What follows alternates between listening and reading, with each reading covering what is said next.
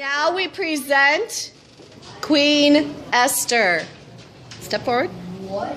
Today you are going to hear a story about a beautiful young lady named Esther who had great courage.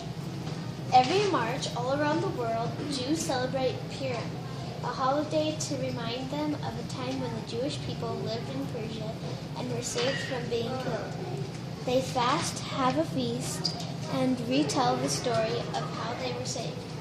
As well as we tell this story today, do what the Jews do, and boo, hiss, or stamp your feet whenever you hear the name Haman, and then cheer whenever you hear the names Esther or Mordecai.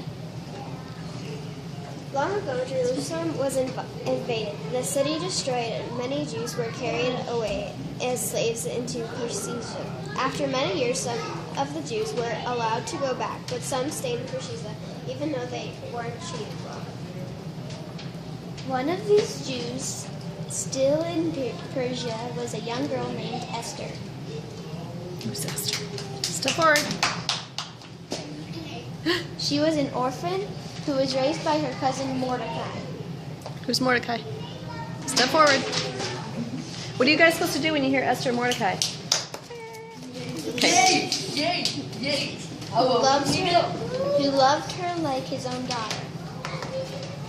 King of Persia was named King. You can just say Xerxes. One time he had a great feast. He called for his wife to come to the feast, but she did not want to come. This made the king angry. He sent her away and decided to find a new, more orphan queen.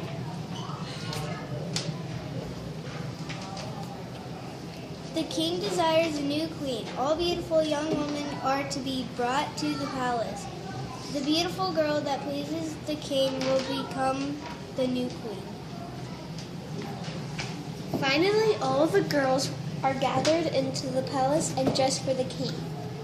The girls are presented to the king. Girls. After looking over all the maidens, Step forward. the king makes his choice. Step forward. Come get her dressed. Wrap it around her. Ashley, you're supposed to be helping. Pay attention. Get your sister dressed. Get her dressed. Here, Michelle, take my bracelets off and put them on her. Okay, get her dressed. Okay, what's the next line? I couldn't hear you. Do it again. This seems like an easy choice. I choose this one. What is your name? My name is Esther. I am honored to be your queen. Okay, you two are talking to each other, so.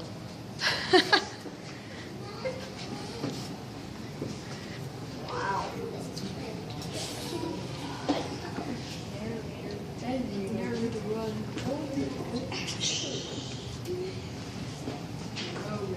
Later that evening, Esther meets with her cousin Mordecai.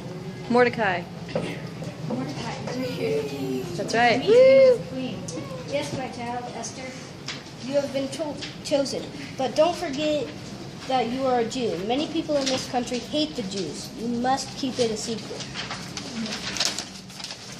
I will not tell anyone, not even the king.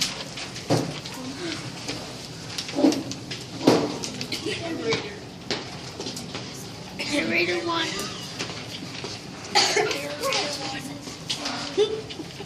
Esther becomes the queen and lives in the palace. She is a kind, good person. Later, her cousin comes to warn her of something.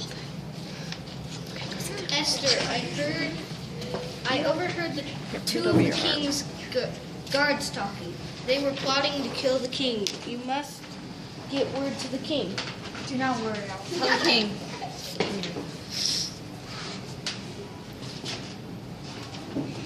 Esther tells the king of the plot and saves his life. The king is grateful to Mordecai and to Esther. The king promotes a man named Haman to be Oh, you did not go.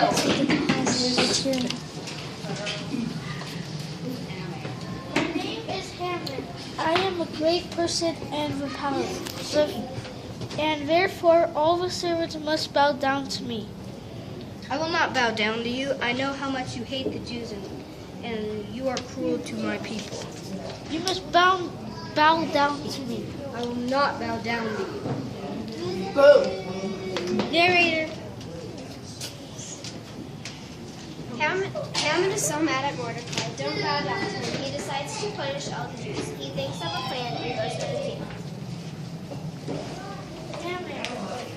My king, I have found that some people in our kingdom do not keep all the king's laws. If it pleases, you will write a decree that they will all be destroyed, both young and old, little children and women in one day. If you will let me do this, I will pay a large amount of silver into the king's treasures. Everyone should obey the laws. Do what you think is best. Haman writes a decree to everyone that on a certain day all the Jews will be put to death. Esther, only you can help us. Haman is going to kill all of our people. You must go tell the king. I want to help, but I do not dare present myself to the king. I am allowed to see the king if he asks me for it, and I haven't been called to see the king for over 30 days. If I go to see him without him asking me, he could have me killed. But you must. Maybe this is why you are queen at this time, to save our people. You are our only hope.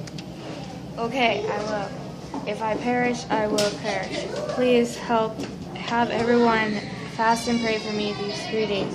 I need Heavenly Father's help. With everyone's prayers and Lord's help, I can do this. Yes, Esther, all the Jews will fast and pray for you. After 3 days of fasting and prayer, Esther puts on her finest clothes and enters the king's court. If he is pleased to see her, he would raise his golden scepter, and she would not be killed.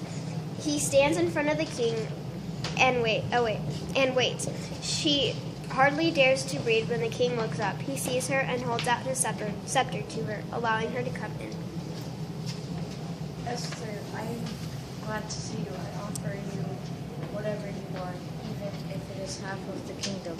Let the king and Haman come to a banquet and that I have prepared. Then I will tell you what I desire.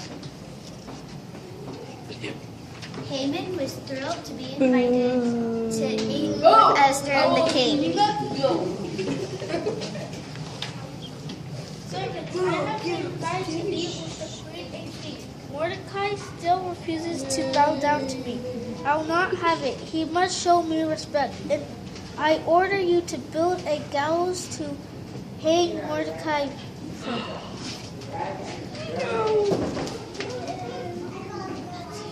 The servants get busy building the gallows. The king goes to bed for the night. The king cannot sleep. He remembers Mordecai saved his life. Royal messenger, I recall a man named Mordecai that saved my life. Was he ever rewarded for this? No, nothing was done for him.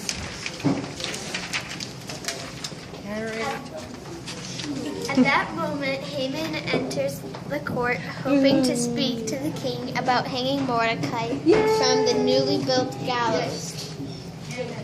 What should be done for a man that makes the king happy? Haman smiles because he thinks the king is talking about him. I think that this person should be dressed in a royal clothing and the crown put upon his head. The king's horse should carry him throughout the city with someone shouting to the people how much the king wants to honor him.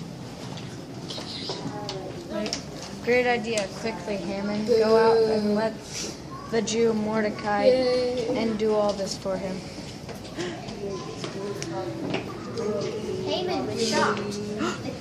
There was nothing to do but obey. Instead of hanging Mordecai, Haman had to lead him around on the king's horse, dressed in royal clothing, and shout out wonderful things about him. After escorting Mordecai around, Haman was very upset. He hurried and dressed for the banquet. They all sat down at the banquet. This food is wonderful, but you still haven't told me what you request. If it pleases the king, please spare my life and that of my people. For I am a Jew, we are about to be slain.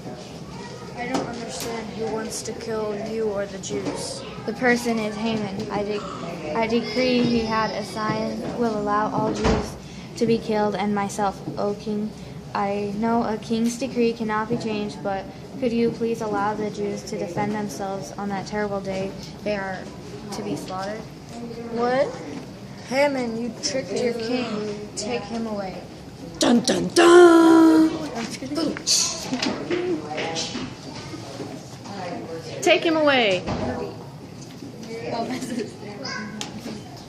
It doesn't say who that's supposed to talk to. Servants grab Haman and That's the king. what? Only talk once in this. That's still you, Mordecai. Oh, Mordecai. I hereby allow the Jews to arm themselves and fight against any who try to harm them. The king was looking angrily at Haman. He ended up suffering death on the very gallows he built for Mordecai. Because of the fasting and the prayers of the Jews and Esther's great courage, the king changed the order and all the Jews were all saved. Take a bow. Audience clap. Good job.